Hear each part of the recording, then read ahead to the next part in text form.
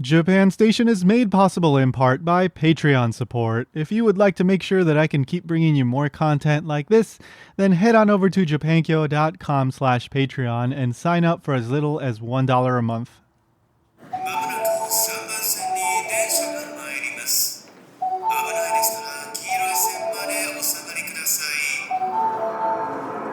Welcome to Japan Station. I'm your host, Tony Vega. Before I introduce my guest today, I just want to say welcome to all the new listeners. It seems like quite a few new people have found the show, so thank you so much for checking out the show. And just in case you weren't aware, there are 59 other episodes for you to enjoy right now. And I think pretty much every conversation is as relevant now as it was when I released the episode. I try to do episodes on topics that won't get old right away.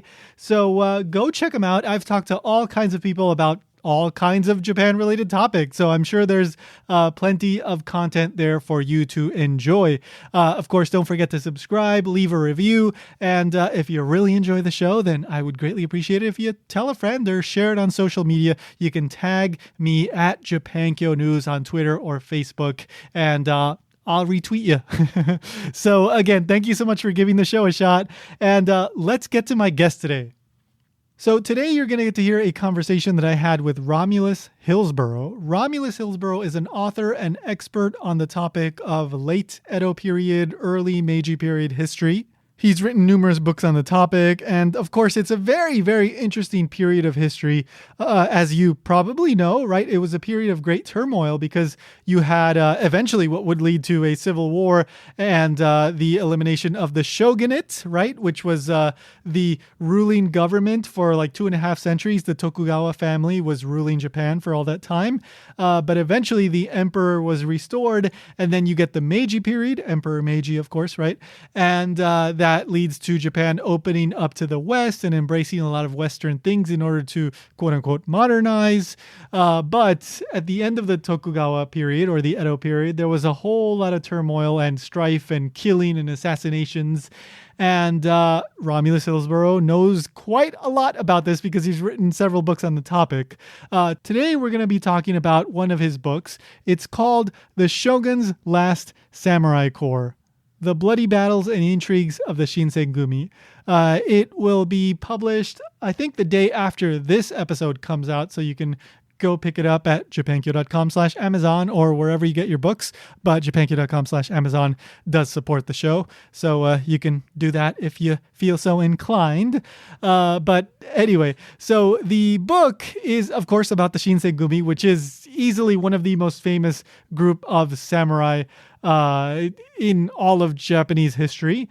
They are basically a police force that was formed officially in 1863. They were around before then and they had a different name, but it's this police force based in Kyoto formed by the shogun to protect the shogun and the shogunate and its associates, because there were people that were very much not in favor of the shogunate. They wanted to restore the emperor, and there was a lot of like violence and assassinations, like I said earlier. So the Shinsengumi was there to protect the city and the shogun, so to speak. And they were certainly not afraid to resort to some very brutal and violent tactics. And I will say briefly here that I was familiar with the Shinsengumi in a very broad sense because they are just so well known, and they pop up in anime and manga and video games and dramas and books and TV shows and blah, blah, blah. They're all over the place, especially the very prominent figures, which you will hear us talk about a little bit today.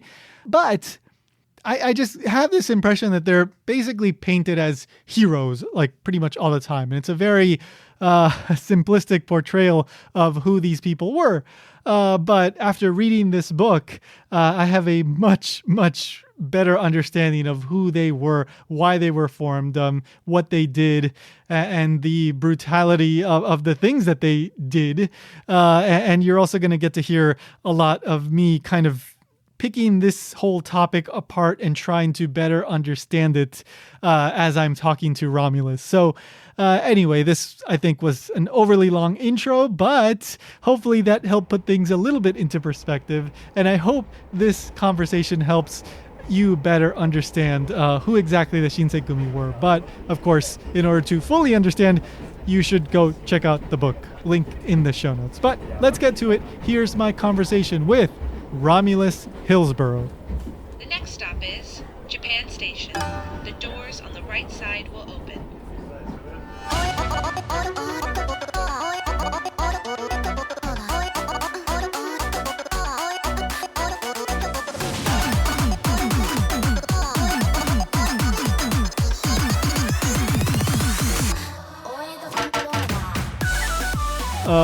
All right, so they formed this group, and I guess at the beginning it was like a couple hundred guys? No, it was much less than that. Oh, okay. So they got started in the Japanese calendar has months from 1 to 12, but they're not the exact same as our calendar. So in the third month of their calendar, in the spring, is when they were formed, 1863. Mm-hmm. At that time, there were, I forget the exact number, but there was something like, I think, less than 25. Oh, okay. And then they recruited men, and within, let's see, about a year and a half from that, after that, they had closer to 100 and I think 150. It would fluctuate. Right. So at that point, like what were they doing? Were they just kind of like patrolling the streets? Were they being sent on missions? Like what was kind of what was their job, so to speak? Well, their job was twofold, more than that actually, but it's really complicated. So in a nutshell, their job was to kill the shogun's enemies. So they were stationed in Kyoto. Mm-hmm. There was the reason the Shinsengumi was formed is because assassination had become rampant in the city for about a year before that. Oh, okay. I wrote in the prologue to my book. Mm-hmm. By the end of 1862, the situation had gotten out of hand with hordes of renegade samurai who had abandoned their samurai clans to fight under the banner of imperial loyalism, terrorizing the city. They were called ronin. They were because they had abandoned their clans. So they were renegade samurai, which is what a ronin is. They were determined to overthrow the shogun's government, and they were killing anybody who they thought were against them. Assassination became a nightly occurrence.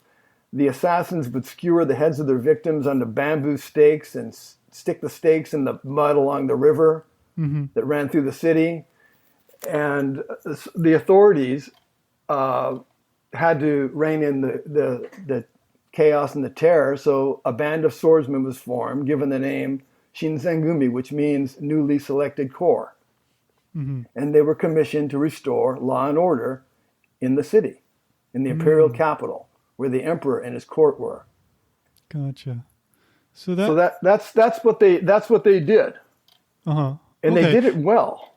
Yeah. Oh, they did. Yeah. Which brings me to my next question. So as I was reading the book, I was just really, I mean, it's what is described in the pages is just absolutely brutal at times, right? There's just so much killing, assassination, like, cutting people in two pieces and maybe more pieces.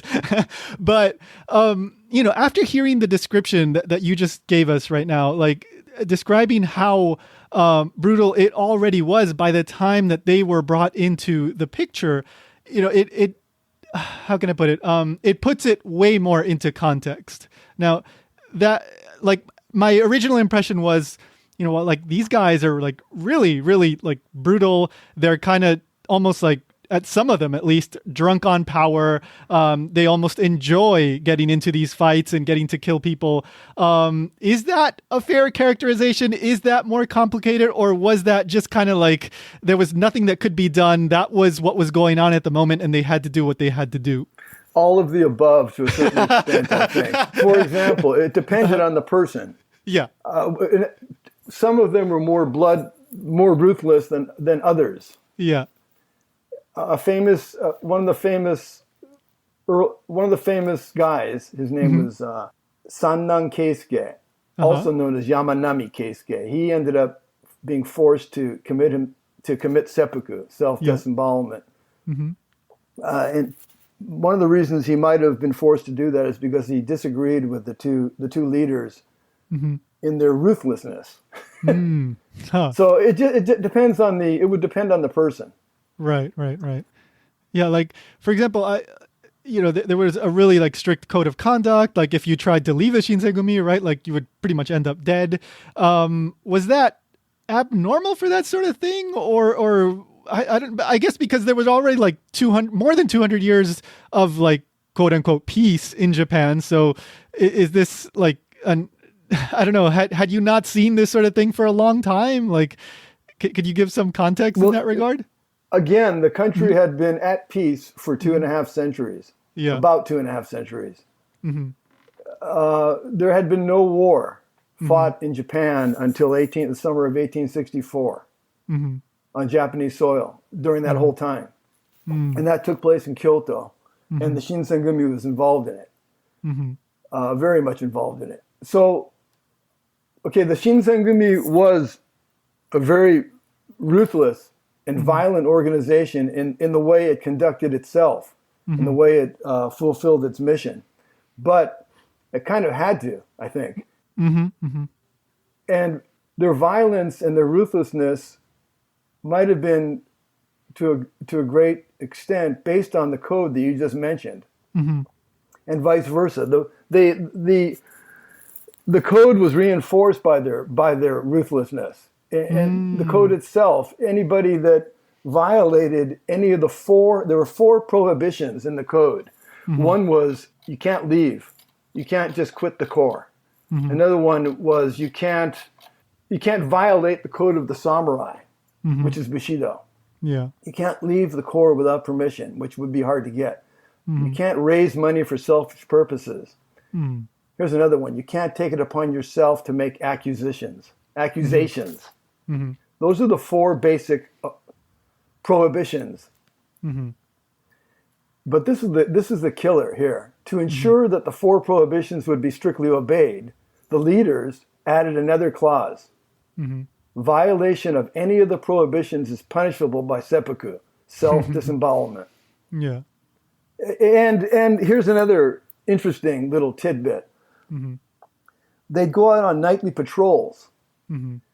There would be a patrol in squads of men, maybe, I don't know, a handful of men. The leader of the squad was expected to die. In other words, you can expect that you're going to die tonight. What do you think that engenders? It engenders fighting spirit, to say the least. Yeah. And they would alternate. One night would be this guy, and the next night would be this guy. And the third night would be another man who was the squad leader who would probably, or expected to die. They didn't always die that night. They probably survived more than they didn't. Right. Something that struck me about the story of the Shinsengumi is, again, going back to like the 2.5 centuries of peace, it almost seemed like they were trying to make up for those 2.5 centuries of samurai being like poets and scholars and umbrella makers when they weren't out battling, and they totally just embraced this idea of like what you were just describing, like I may die at any moment and I have to give my everything for my master, which in this case is the Tokugawa shogunate, right? So I just really got that vibe from that, and I guess to some extent, you can't really prove that. That's more of a kind of like speculation sort of thing. Well, but that's what I kind of felt as I was reading all these stories. You make a very good point. And actually, the martial arts, there was a renaissance in the martial arts, particularly swordsmanship, kenjutsu, after Perry. Why? Because they had to defend against the possibility of foreign intrusion, invasion. They saw what happened in China and India. So, therefore, the martial arts, there was a renaissance of the martial arts. It flourished. I didn't know that. And samurai who had not practiced or given themselves wholeheartedly to martial arts for 2 centuries or longer started to practice martial arts very seriously for good reason. Yeah, I didn't realize that. That's really interesting. Huh. And let me add one Yeah. more thing, which is very interesting, is that the Shinsengumi, most of them, including their leaders, were not samurai to begin with. They were born into peasant households, most of them, including Kondo Isami, the commander, and Hijikata Toshizo, the vice commander. Although Kondo became was adopted by his sword master and took his name of Kondo. So his sword master was not necessarily of a peasant household, but he might have been. But Kondo himself was, Hijikata was, and lots of others of them were. But nonetheless, they practiced martial arts. And at least Kondo, like, it really seemed like Hijikata as well, but definitely. But I think in the book, you kind of specifically mentioned how you describe Kondo as being from, this peasant background, but then fully embracing like the ideals of samurai and rising in the ranks and almost like being afraid of losing that, right? And that's why he kind of acts the way he acts to some extent. Yeah, that's analysis. Sure, yeah. Yeah. But I think it's a pretty fair analysis based on the history and his actions and his writing, his letters. Yeah, I think that's accurate. Going back to the kind of brutal nature of things, there was one person that really, really stuck out to me, and you focus quite a bit on him in the first half of the book, but Serizawa Kamo. Yeah, Serizawa. Yeah. I didn't know too much about him. Like I was quite familiar with Kondo Isami and Hijikata. I think they're probably the 2 most famous ones. But reading about all the things that Serizawa did, just amazing. Like, I mean, he kind of comes off as a war criminal at times. Could you describe who this guy was and what his role in all this was? Okay, so Serizawa Kamo is an enigma. Yeah. There's not a lot of confirmed information about his background before the Shinsengumi. Most of what we know for sure, in other words, the documented information, begins around the time that he, with Kondo and Hijikata and some others, formed what they called the Mibu Roshi Corps, which was the original name of the Shinsengumi, as I said, in the spring of 1863. Serizawa and Kondo were the co-commanders. And they continued to command the corps together after it became the Shinsengumi about a year and a half later. I have a quote from an Aizu samurai. Aizu was the clan, the samurai domain of a man named Matsudaira Katamori, who was the protector of Kyoto. Okay. But a very important shogunate post in Kyoto at the time. And he supervised the Shinsengumi. So one of his own samurai who knew the Shinsengumi, because he worked with them, said this about Kondo and Serizawa. So Kondo was both courageous and wise, he said, which was why he could handle just about any problem he encountered. Serizawa likewise was extremely courageous, but since he was violent, if one of his subordinates did something to displease him, he would beat him nearly to death. However, since Kondo and Serizawa were able and brave, they were revered as leaders, and there was no one who would disobey them. So he was comparing these 2 guys. Serizawa's violence, alleged violence, and there's a lot of literature on it, again, is based a lot on hearsay and conjecture and so forth. But even if some of it is true, he was a pretty bad guy, I guess. Yeah. As you read in the book, he allegedly raped the wife of a wealthy merchant. Yeah. The wife was subsequently enraptured and begged him to keep her with him. Mm-hmm. It's been suggested that his pathological behavior was a result of syphilis. Mm-hmm. Again, that's suggested, not proven. Yeah. And that he had contracted the disease from the woman that he raped, Right. who was a former geisha. And maybe that's the reason. It was out of anger over that he killed her, cut her body in two, and threw it into the river. Yeah. We don't know that, but we do. We don't know how accurate that account is, but there's another account that I like to share with you Mm-hmm. that is based on an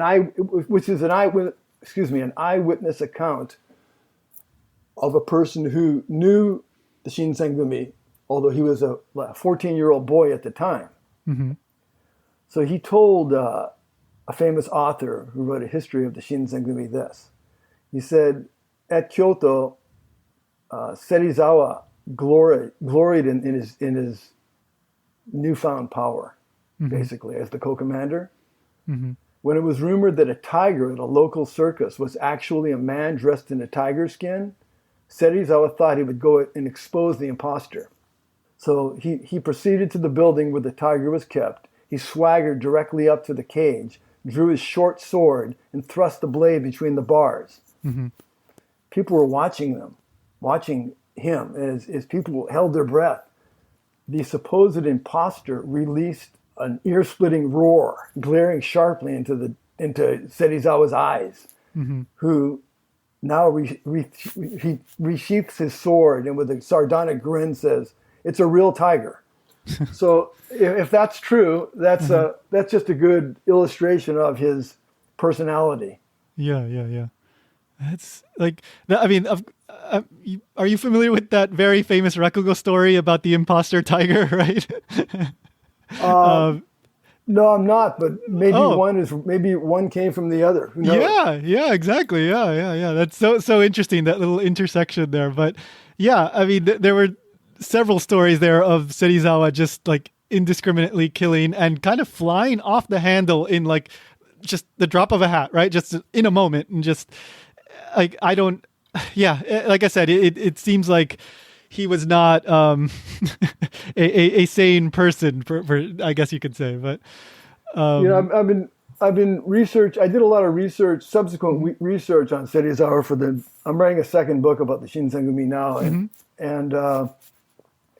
he is definitely an enigma. There is, as I said earlier, there really isn't a lot of definitive information about his background pre-Shinsengumi days.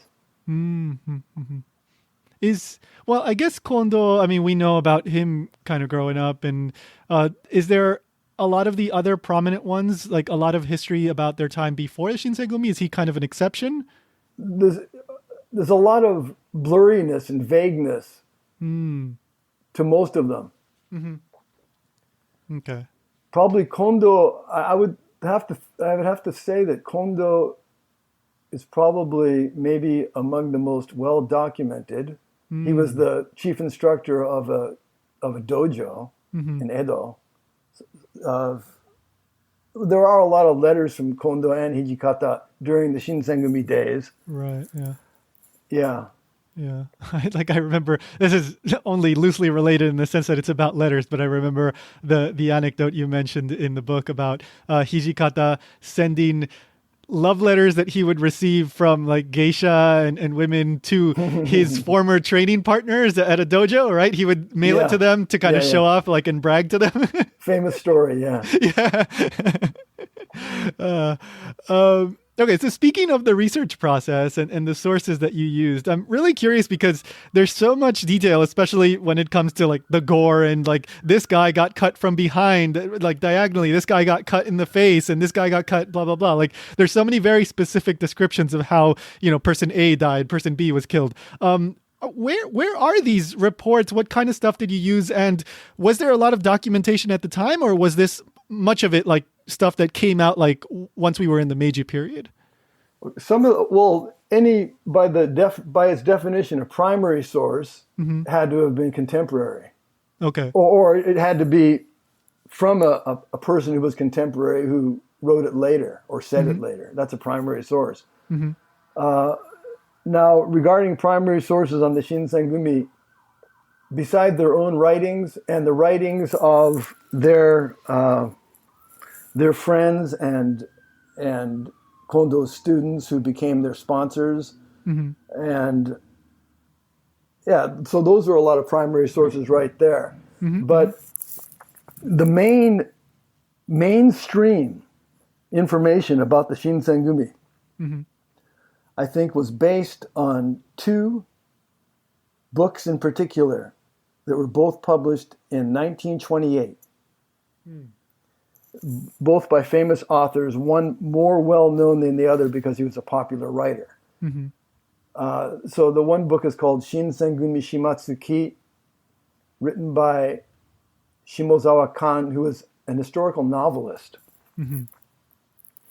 His book is probably responsible for why the Shinsengumi was so popular and famous during the many decades since it came out. Again, it's almost 100 years now. The book that came out at the same time, the same year, was by another famous historian named Hirao Michio. Another history of the Shinsengumi. Those two books, to a certain extent, are based on two other books of oral and written memoirs by Nagakura Shinpachi, who is one of the founding members and officers of the Shinsengumi. Right, yeah. So, but Nagakura did a lot of, well, maybe exaggerating, and also probably maybe since he was remembering, he might have. Sure. Yeah, and yeah, also you may not got everything right, right? Since one of them was an oral memoir, it was edited. Oh. And it could have just been changed to a certain extent. So sure. Some of that stuff is not completely credible, but it comes from a very important source, being a founding member and officer. Yeah. So I'm getting off on a tangent. What was your... Well, for example, like one source that I found pretty interesting that you mentioned in the book was an interview that was done, I think, in the early 1900s with Kondo Isami's mistress. I guess that was in a newspaper. So was it like, I guess in the early 1900s, did a couple people here and there start to like give newspapers and talk more about it? Or was this like an ongoing thing? That came from, I don't remember, I forget if it was a newspaper magazine or it might have been an interview. I have to qualify this, a supposed interview that was used in a book. As it turns out, though, actually, that's fiction. It's not really? That interview could not have occurred. So a lot of the stuff that came from Shimozawa's book, who writes in his book that her name was Miyuki. That Miyuki was interviewed by so-and-so, I forget the so-and-so's name, and here is the information as it was presented to me. And when he wrote this, he believed that it was authentic. But since, that has basically been debunked as fiction. Wow. But most of the stuff in his book I think is pretty factual, actually. Yeah. So is it like, basically, the broad strokes are pretty concrete, but it's those little details that are still a mystery and may forever be a mystery? Is that basically what it comes down to? Most of it isn't a mystery. Okay. Yeah, there's going to be some things that are, but the history itself is documented history. And to get back to your original question, for example, the attack on the Ikedaya Inn in the summer of 1864, in which the Shinsengumi more or less became who they are. Without the Ikedaya incident, there might not have been a Shinsengumi as we know them. They cut their way into history, I like to say. Yes, literally. Because they quashed a would-be rebellion that would have maybe well, lots of other things could have happened that didn't happen with the rebels. They quashed a rebellion among the rebels.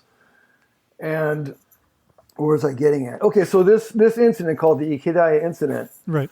where the Shinsengumi raided the inn and killed a bunch of people, was documented. For example, it's documented in the official chronicle of the Emperor Kome. It's documented in various contemporary documents. So we know that stuff happened. But some of the little details, for example, some of the stuff that Nagakura reported in his oral memoir, particularly, might be a little bit iffy for various different reasons. With a situation like that, I guess you just, well, when you can, you try to find other sources to compare. But if you can't, you just have to explain, like, this is what is said, but here's the inconsistencies. Yeah, you can approach it that way. Yes. Okay. So, kind of like a big picture question here, but like the Shinsengumi, I guess it's always kind of confused me in a little way, because so they were fighting for the side that ultimately lost, right? They were trying to protect the shogunate in a sense, but the shogunate goes out of power, and then, there's the Meiji Restoration, and so Japan moves on from there. But yet they're remembered as these kind of like heroes, and they pop up all over the place, and they're these, in a way, like these beloved figures in Japanese culture. Is it just this kind of like romanticization of like the samurai spirit? Do you think that's what it is? Or like, how do you kind of organize like the Shinsengumi and their role in Japanese history in your own sort of perspective? That's a good question. Okay. Let me try to answer this in a simplified fashion. They were exemplar samurai. In other words, they paragons of samurai virtue and morals based on Bushido. Right. And some of the cardinal virtues of Bushido are courage, sincerity, loyalty to one's master or daimyo or superior. And those guys held that up, and they lived by it, and they died by it, literally. Both Kondo and Hijikata and others. So in that sense, they were no less an expert in samurai morals than Katsukaishu himself, the Shogun's Last Samurai, in my book, Samurai Revolution. He called them, what was the exact quote? He called them excellent samurai, something like that. I forget the exact words he used. Yeah. So what was their role? What was their importance in the restoration? Was that your question? Basically, yeah. Like, how do you see them like in your own mind? Like, because, like, for example, usually, right, when somebody is on the losing side, they're not necessarily remembered fondly, and yet they are these very fondly remembered figures. But remember that the two books that I mentioned that came out in 1928, those are the first major books about them. And until then, I'm not sure, but I have to think that probably they weren't remembered very fondly. Again, this was 1928 was the Meiji era ended in 1912, so they were in Taisho. Yeah. But still, there were a lot of people. There were still some people, or at least people's children, adult children, that knew well about what went on during the Meiji Restoration period. Sure. And they knew.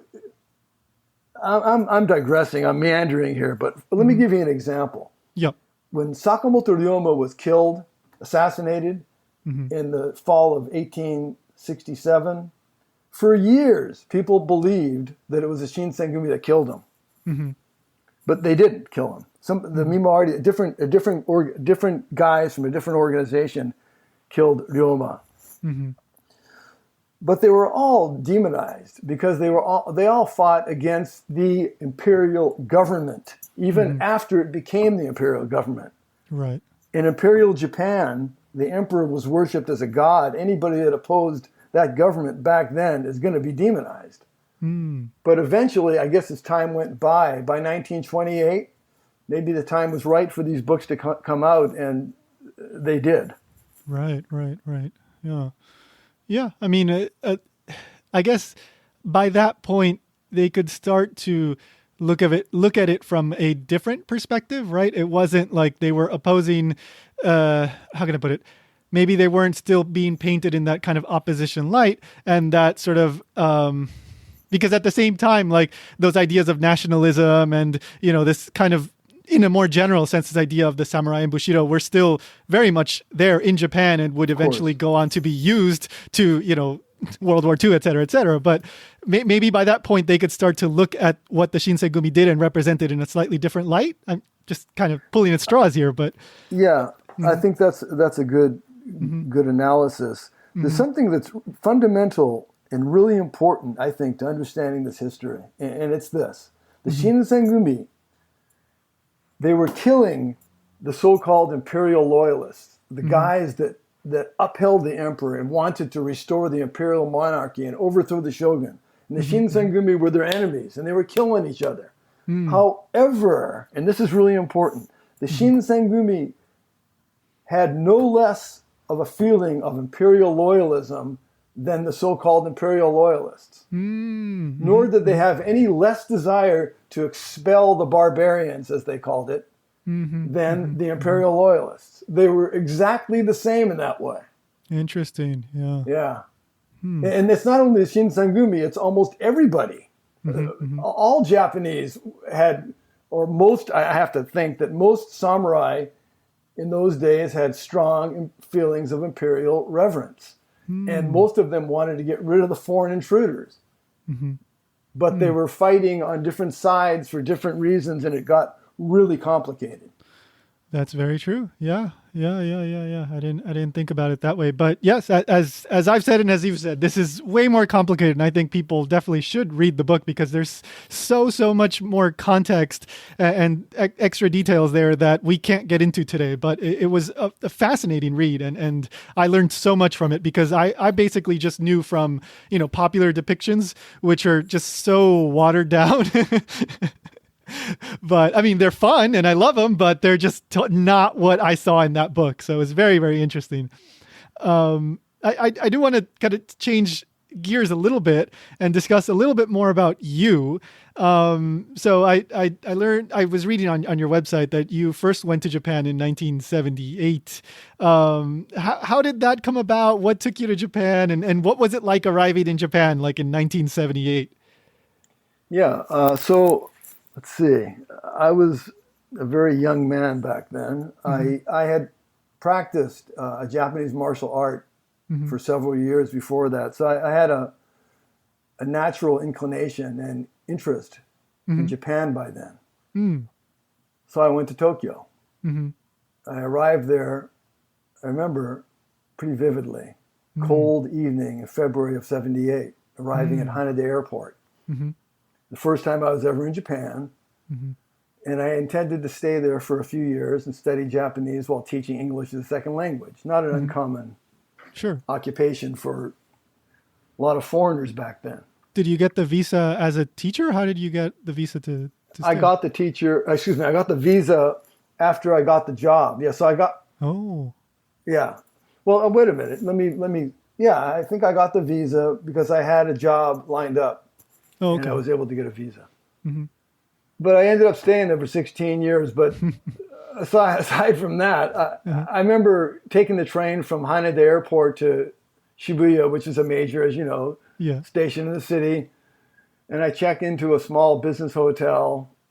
And I remember seeing lots of teenage boys with their mothers. And I thought, what's this? But there were a lot. It wasn't just a few. Interesting. But I later learned it was the university entrance exam season in Japan.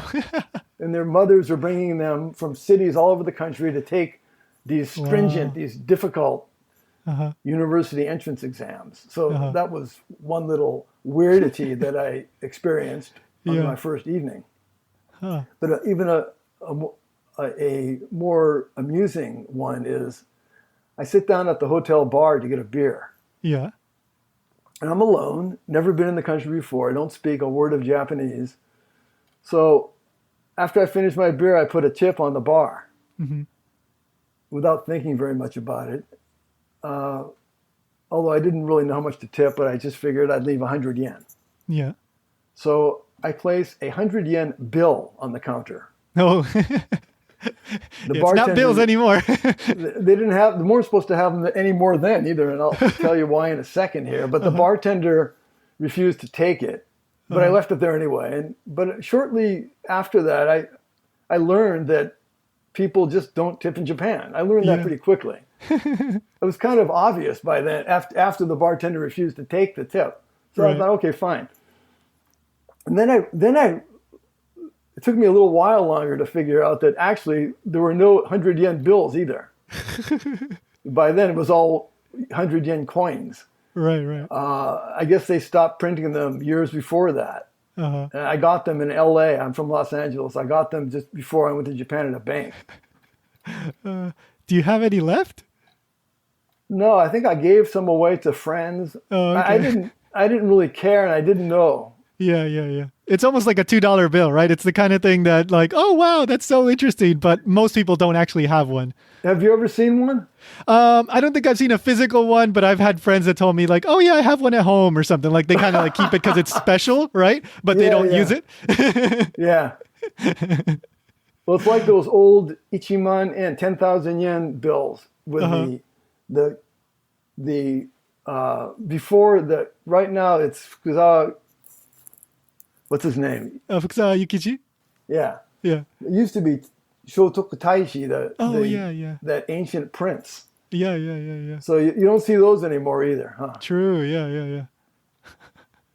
I mean, last little area here, but we had, of course, we've talked multiple times through email, but you mentioned somehow how that kind of you getting into Japan and arriving there, and somehow that spins into like the story of the Shinsengumi and your research with that. I don't know, could you shed a little bit of light on that? Yeah. I'd be happy to do that. I didn't, well, first of all, I couldn't speak or read Japanese at that time. So needless to say, I didn't do any research into the Shinsengumi at that time. Sure. However, I enrolled in a Japanese language school right after I just like a week or two after I got to Tokyo. And I stayed at that school. I was really lucky to have have been introduced to that school. It was in Shibuya. And I studied really hard for 3 years, and by then I was able to read, after a few years, I was able to read books, and I read a novel by Shiba Ryotaro, the famous biographical novel of Ryoma ga Yuku. A friend of mine gave it to me. He said, read this, you're going to like it. So I read it, and I sure as hell liked it. There was probably, when was this? It was probably about 8 years after I arrived in Japan that I read that book. It was 8 volumes.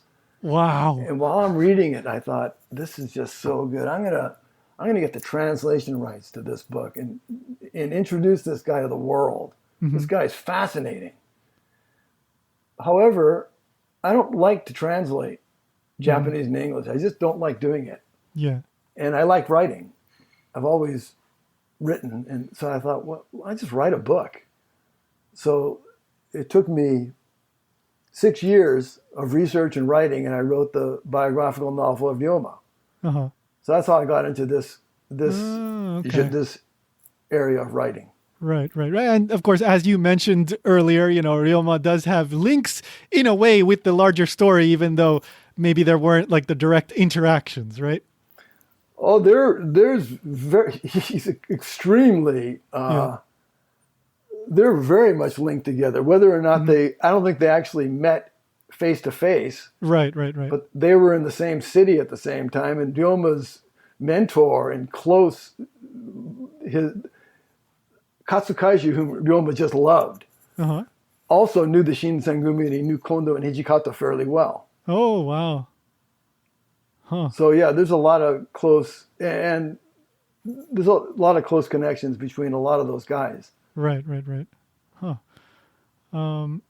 Well, I think we'll leave it at this. Like I said, there's so much more in the book. People should definitely check it out, as well as like I'm very curious to check out your other books, like the Ryoma book. Sakamoto Ryoma is just an utterly fascinating figure, and again, one of those people that pops up all over the place in Japanese media, and you have like this kind of idea in your head of who he is, but I'm sure there's so much more to the story.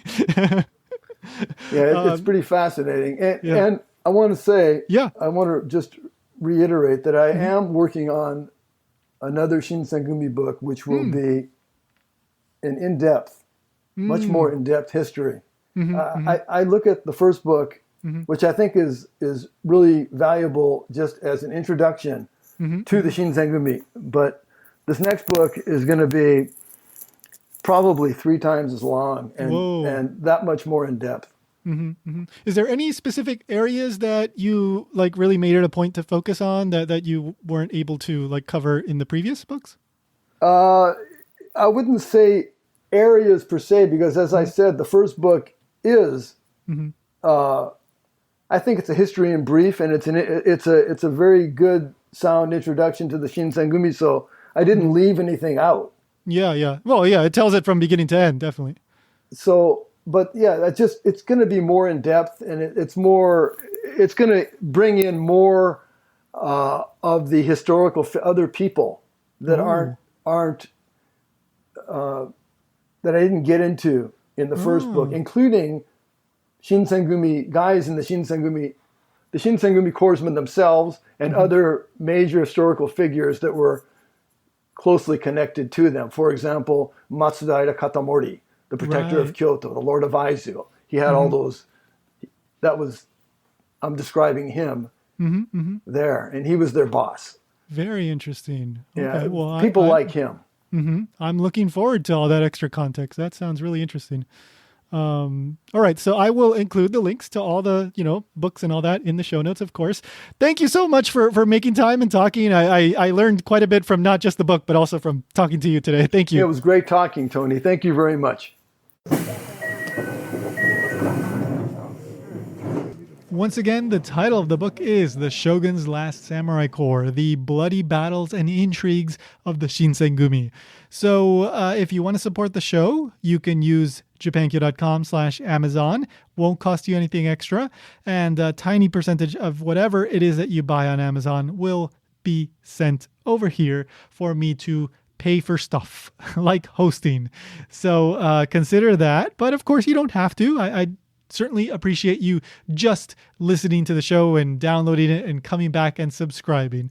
By the way, if you're curious about the follow-up book that Romulus mentioned towards the end of our conversation, I did ask him when that one will be coming out, and he said it won't be for a few years. So if you're curious about the Shinsengumi now, pick up this one, and then maybe in a few years you can pick up Romulus's follow-up book. And if you need to get in touch, you can send me an email to mail@japanstationpodcast.com. By the way, I just want to say thank you to Carl Revia here. I got an email just a few days ago as of the time of this recording, and it was one of the nicest emails that I've ever received. So thank you so much, Carl. Carl was just so incredibly positive about the podcasts, this one and Ichimon Japan, the other one that I do, what I've been doing here in general. It was just such an incredibly nice and positive email. And I'm not saying this because I want people to send me positive emails about the amazing things that I'm doing. This is not me begging for positive reinforcement by any means. I just really, really was touched by the email that Carl sent me. So Carl, thank you. Thank you. It was just such a wonderful and encouraging email, and it just, made my day. So anyway, if you want to follow me on Facebook and Twitter, you can do that. I would certainly appreciate that. @Japankyo News is what you got to look up. Subscribe, leave a rating, review, tell a friend, and just help spread the word about the show. I would certainly be grateful for any of that. Thank you so much to Yunomi for providing the opening and closing song, Oedo Controller. Link in the show notes if you want to hear the full version of that song. that does it for this episode. March 15th is when episode 61 should be coming out, so make sure to come back for that. And of course, don't forget to check out Ichimon Japan. That's the other podcast that I do. The latest episode is about funny Japanese mistakes. So we had a guest on, Kyle Broyles of the Tokyo Explosion podcast, one of my favorite Japan-related podcasts. And we had him on and we talked about Japanese mistakes. And we also discussed a lot of listener stories. So listeners submitted some funny stories. So it's a really fun episode. Go check that out if you haven't yet. Again, it's called Ichimon Japan. Link in the show notes. You can also go to japankyo.com/Ichimon Japan. And also, I just released a new episode of Japanese Plus Alpha, which is my Patreon exclusive podcast about the Japanese language. That one is all about 4 Mora words. So if you want to find out what the heck that means, you got to become a patron and you got to join the $3 a month plus alpha tier. japankyo.com/Patreon to sign up. That's it. Thank you so much for listening. And remember, go find your miniature pony. Just do it!